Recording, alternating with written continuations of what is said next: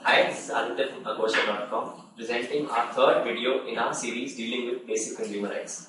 Our third video attempts to answer the question, where can you file a complaint? If the total value of the goods or the services involved plus the amount of compensation claimed in the complaint is up to 20 lakh rupees, then a complaint can be filed in the district forum.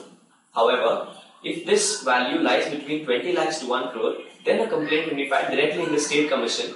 The state commission is normally in the capital of the state. If the total value of the goods and the services plus the compensation claimed in the complaint is more than 1 crore, then a complaint can be filed in the National Commission, which is in Delhi.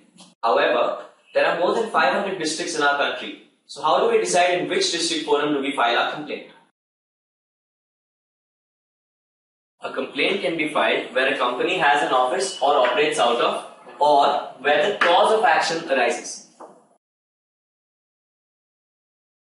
What if you stay in Delhi and the company you're filing the complaint against is based in Mumbai?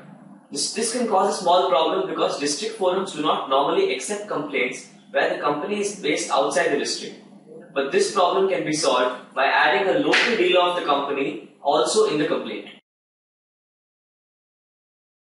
But what if you are based in Delhi and you've ordered a couple of books from an online company based in Mumbai? It would obviously be inconvenient for you to go to the Mumbai District Forum to file your complaint, and hence here you can make use of the second option available to you, that is cause of action. Cause of action is a complicated concept which has not been defined anywhere.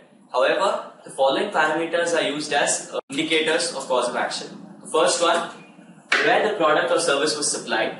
The second one, where the product or service was bought. And the third one, where the contract was made.